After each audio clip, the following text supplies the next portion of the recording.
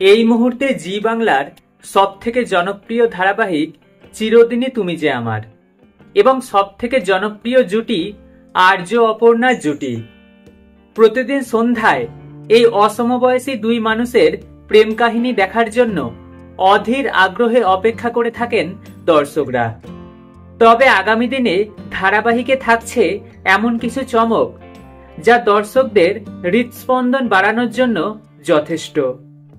এই মুহূর্তে ধারাবাহিকে দেখানো হচ্ছে আর্য অপর্ণাকে বারবার নিজের ভালোবাসার কথা জানানোর চেষ্টা করেও পারছে না।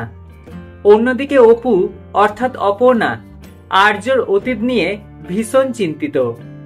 এই টানাপোড়েনের মধ্যেই জি বাংলার তরফ থেকে আনা হলো চিরদিনই তুমি যে আমার ধারাবাহিকের নতুন প্রোমোয় দেখানো হচ্ছে একটি ঝড় বৃষ্টির রাতে আর্য অপুকে নিজের জীবনে সব কথা বলার সিদ্ধান্ত নেয়।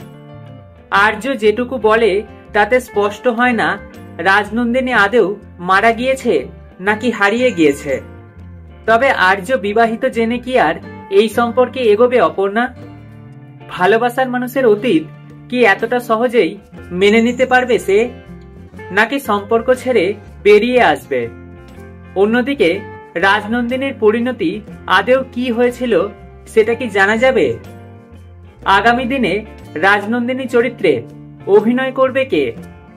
রাজনন্দিনী কি পরজন্মের অপু? প্রশ্ন রয়েছে অনেক। উত্তর জানতে চোখ রাখতে হবে জি বাংলার পর্দায়।